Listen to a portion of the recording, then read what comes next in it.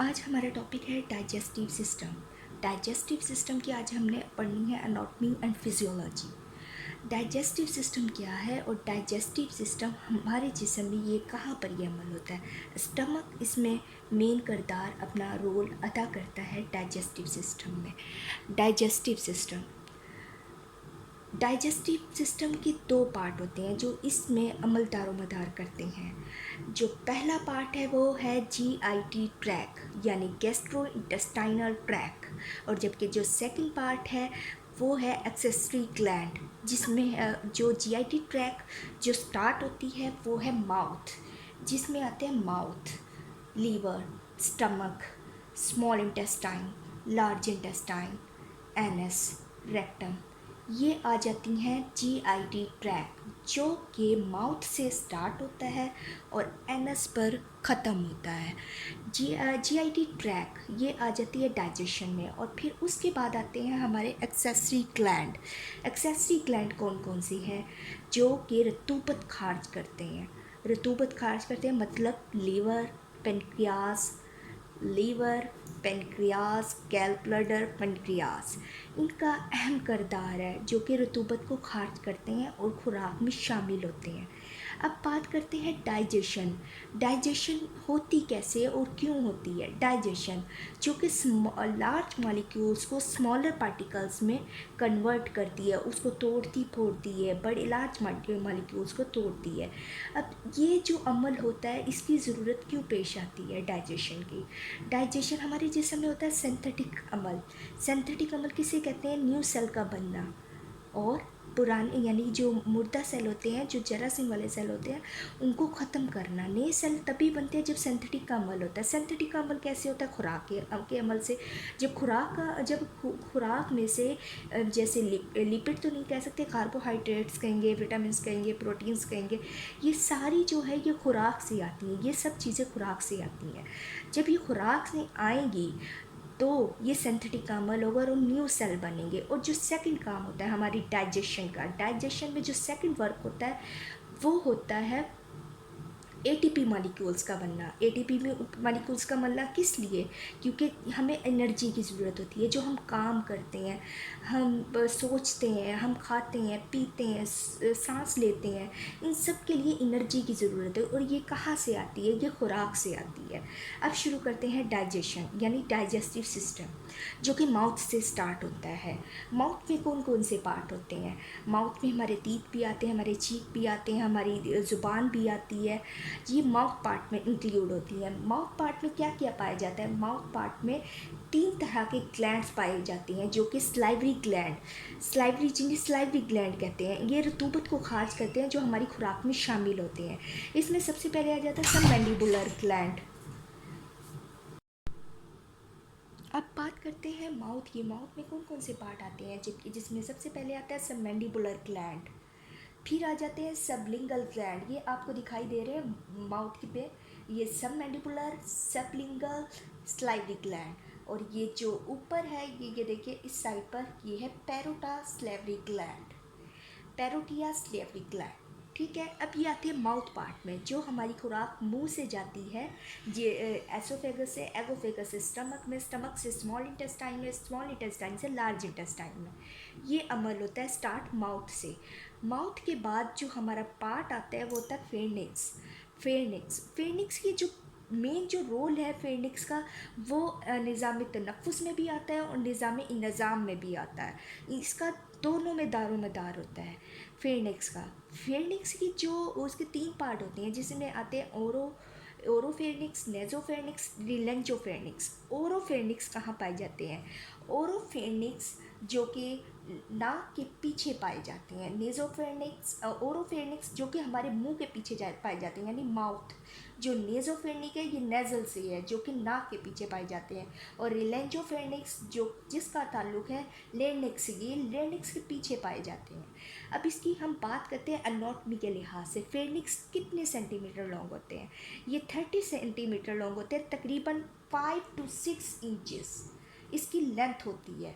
और ये स्टार्ट कहाँ से होती है, हमारे मुंह से स्टार्ट होती है। यानी कि जो हमारी खुराक एंटर हो रही है वो माउथ में जाएगी, माउथ से हमारे ओरोफेरिंक्स में जाएगी, यानी कि ओरल, जो कि हमारे मुंह के पीछे पाई जाती है, ओरोफेरिंक्स। फिर उसके बाद रिलेंजोफेरिंक्स में जाएगी। लेरेंजोफेरिंक्स ये किस में जाएगी, ईसोफेगस में। ईसोफेगस जो कि खुराक की नाली है। अब खुराक, ये हो गया माउथ की एनाटॉमी, फेनिक्स की एनाटॉमी हो गई। ये दो टॉपिक मेन टॉपिक हो गए। उसके बाद आते हैं हम ईसोफेगस में। ईसोफेगस क्या है, ईसोफेगस एक खुराक की नाली है, ठीक है। ये तकरीबन होती है 25 सेंटीमीटर लॉन्ग, 10 इंचेस लॉन्ग होती है। इसका जो डायामीटर होता है वो 2 सेंटीमीटर डायामीटर होता है, ठीक है। इसका जो ये जो काम करती है ना, वो करती है प्रिस्टेलिक एक्शन के तहत काम करती है, प्रिस्टेलिक एक्शन के तहत काम करती है, जो कि ईसोफेगस है। ईसोफेगस हमारी प्रिस्टेलिक एक्शन के तहत काम करती है।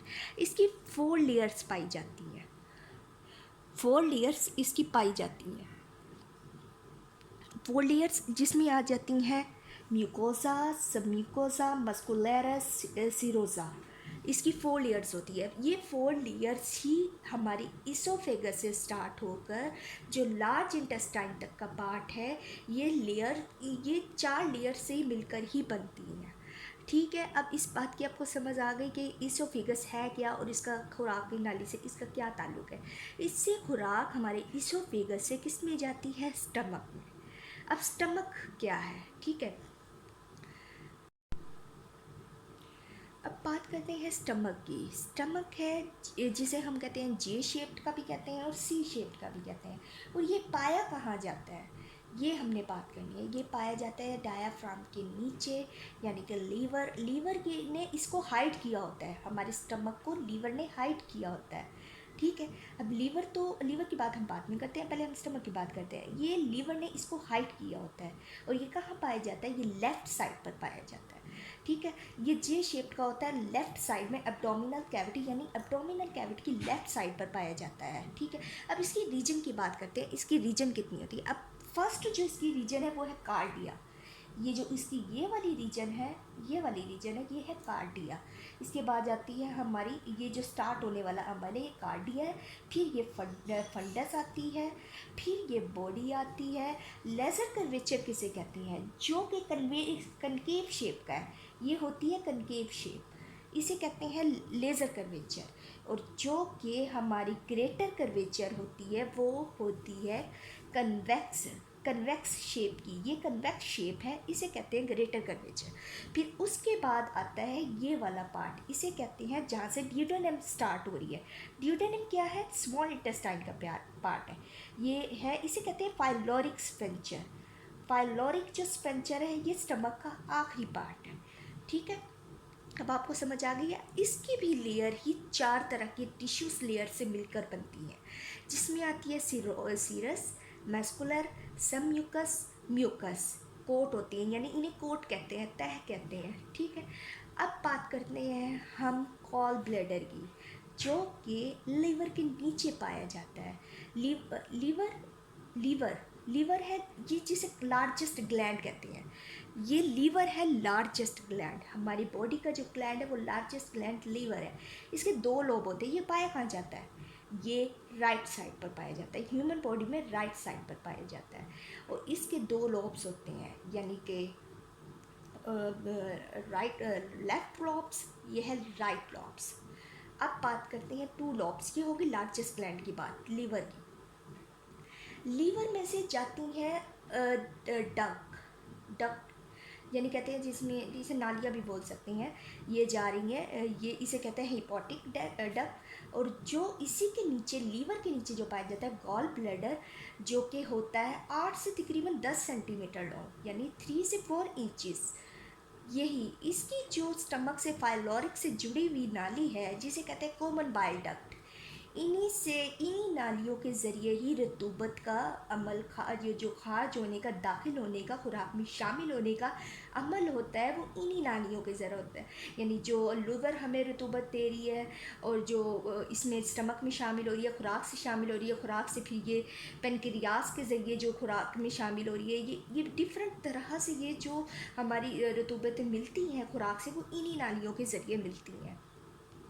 ठीक है। तो इसके बाद बात करते हैं पेनक्रियास की, जो कि तकरीबन 23 सेंटीमीटर यानी 7 इंचज़।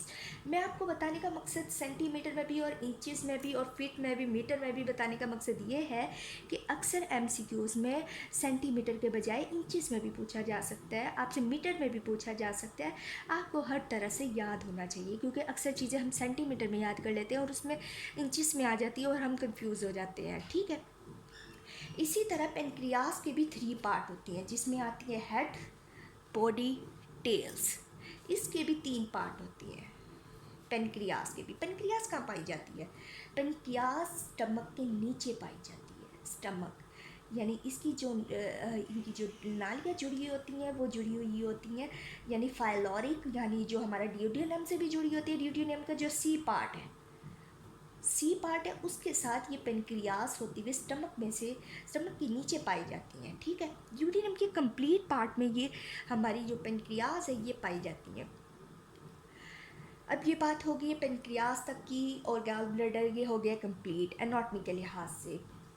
गॉल ब्लैडर, जिस तरह पेनक्रियास के 3 पार्ट होते हैं, हेड, बॉडी, टेल्स, इसी तरह गॉल ब्लैडर के भी 3 पार्ट होती हैं, नेक, बॉडी, फंडस। फंडस जिस तरह हमारी ये स्टमक का पार्ट है, इसी तरह ये फंडस इसी तरह गॉल ब्लैडर का भी है। ठीक है। अब बात करते हैं स्मॉल इंटेस्टाइन की। स्मॉल इंटेस्टाइन की बात करते हैं हम। इसकी लेंथ कितनी होती है? 7 से 8 मीटर। यहाँ सेंटीमीटर में, इंचेस में बात नहीं हो रही, मीटर में बात हो रही है। और ये 20 to 24 फीट इसकी लेंथ होती है। ये जो हम आज बात कर रहे हैं ना, ये एनाटॉमी है, जो डाइजेस्टिव सिस्टम में इंक्लूड होती हैं ऑर्गन्स, उनकी एनाटॉमी है। और ये 20 से 24 फीट होती हैं स्मॉल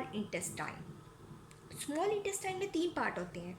फर्स्ट पार्ट को ड्यूडेनम कहते हैं, सेकंड पार्ट को जियोजेनम कहते हैं, और जबकि थर्ड पार्ट को इलियम कहते हैं। अब फर्स्ट पार्ट की बात करते हैं, जो कि फाइलोरिक से शुरू होता है। फाइलोरिक किसका पार्ट है? स्टमक का पार्ट है। फाइलोरिक से जो शुरू होता है ड्यूडेनम, इसे कहते हैं ड्यूडेनम। स्मॉल इंटेस्टाइन का फर्स्ट पार्ट है। ये तकरीबन कितना होता है? 25 सेंटीमीटर। तकरीबन ड्यूडेनम 25 सेंटीमीटर किसकी बात थी?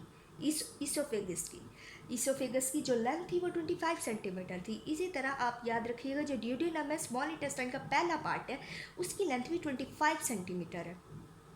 अब बात करते हैं जियोजेनम की। जियोजेनम क्या है? सेकंड पार्ट है, जो कि स्मॉल इंटेस्टाइन से में जो उसका फर्स्ट पार्ट जो ड्यूडेनम का ख़त्म हुआ है, उसमें सेकंड पार्ट स्टार्ट होता है, जिसे क्या कहते हैं? जियोजेनम कहते हैं। जियोजेनम की कितनी लेंथ होती है? 2.5 मीटर।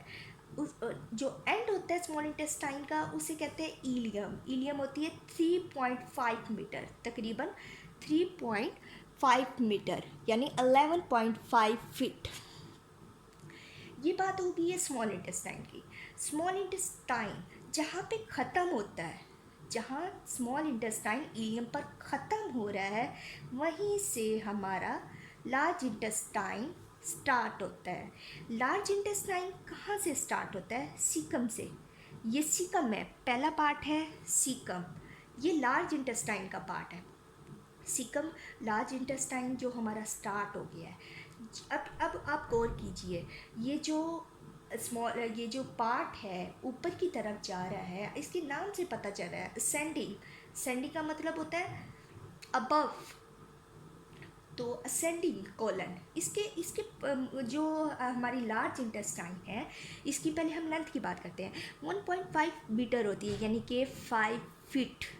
1.5 मीटर यानी 5 फीट। इसमें आती हैं कॉलन, इसे कॉलन भी बोलते हैं। लार्ज इंटेस्टाइन में कॉलन भी बोलते हैं, क्योंकि इसमें असेंडिंग कॉलन होते हैं, ट्रांसफर कॉलन होते हैं, डिसेंडिंग कॉलन होते हैं और सेगमॉइड कॉलन होते हैं।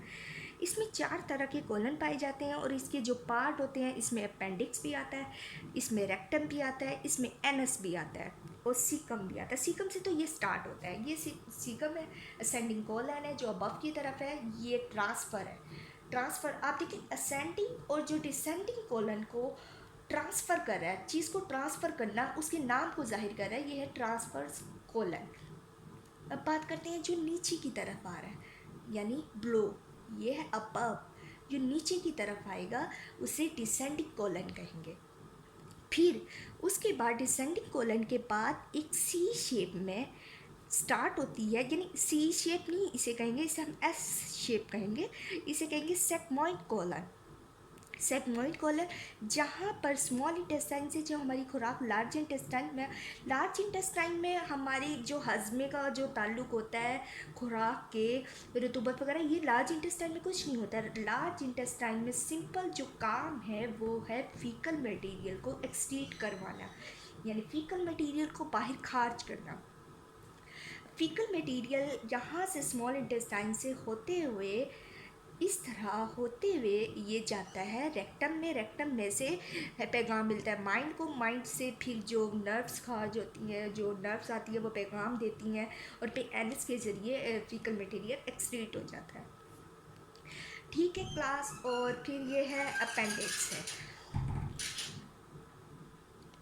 ये लार्ज इंटेस्टाइन एनस पर जाकर ख़त्म हो जाता है। अब बात करते हैं क्लास स्मॉल इंटेस्टाइन में ना। स्मॉल इंटेस्टाइन में ये जो हमारी ड्यूडियनम है, जीजोनम है, इलियम है, इसमें वी शेप्स के दरमियान में पाई जाती है। ये स्मॉल इंटेस्टाइन ये पाई कहाँ जाती है, ये बताना है हमने। ये हमारी जो नाफ होती है इसके इर्द गिर्द है वो स्मॉल इंटेस्टाइन पाई जाती है। इसमें वी शेप्स के होते हैं जिसे कहते हैं विलाई। इसे प्रोफेलिक यानी प्रोफ्लेक्शन का जो काम होता है वो विलाई ही करते हैं। ठीक है, ये स्मॉल इंटेस्टाइन भी जिस तरह एसोफेगस बनती है फोल्ड एयर से और स्टमक जो फोल्ड एयर से यानी कोट से मिलकर बनते हैं, तह से मिलकर बनते हैं, इसी तरह स्मॉल इंटेस्टाइन भी उसी फोल्ड एयर से मिलकर बनती है जिसे कहते हैं स्ट्रोस, मस्कुलर, सब म्यूकस एंड इनर म्यूकस। ये 4 तरह की लेयर्स पाई जाती हैं। ओके, आज हो गई है हमारी डाइजेस्टिव सिस्टम की अनॉटमी। अब इस वीडियो के ज़रिए अलग अलग पार्ट को आपको वाज़ेह तौर पे समझाना है। अब आप लाइट कलर में जो चीज़ें ये माउथ है, फिर इसके बाद जो आपको देख लेंथ दिखाई दी जा रही है एसोफेगस की है, ये 25 सेंटीमीटर। एंड देन डायफ्राम के नीचे है ये सबसे लार्जेस्ट ग्लैंड लीवर, इसके ही साथ लेफ़्ट साइड पर है स्टमक। स्टमक के बाद जो शो है ये स्क्वायर शेप में है लार्ज इंटेस्टाइन। लार्ज इंटेस्टाइन जो कि इसके बाद हम बताते हैं आपको स्मॉल इंटेस्टाइन जो कि नाक के इर्द गिर्द पाई जाती है, ये है स्मॉल इंटेस्टाइन। लाइट कलर में आप देख रहे हैं ये स्मॉल इंटेस्टाइन जो फाइलोरिक स्टमक से स्टार्ट होती है। फाइलोरिक जो स्टमक का पार्ट है उससे स्टार्ट होती है। ये है पेनक्रियाज जो उसके स्टमक के नीचे पाई जाती है। ये आपको लाइट कलर में दिखाई देगा, ये बिल्कुल स्टमक के पास है। इसके बाद है लीवर का जो है बाइल डक्ट, ये ब्लू कलर में आपको दिखाई दे रहा है बाइल डक्ट, ये बाइल डक्ट। ठीक है, आप समझ चुके हैं कि ये सब सिस्टम दिखा दिए गए हैं आपको 3D स्ट्रक्चर में। अब आप अच्छे से वाज़िया समझ चुके होंगे। ओवरऑल आप देख सकते हैं 3D स्ट्रक्चर डाइजेस्टिव सिस्टम का, जो कि माउथ से स्टार्ट होकर एनस पर ख़त्म होता है। एनस लार्ज इंटेस्टाइन का पार्ट है।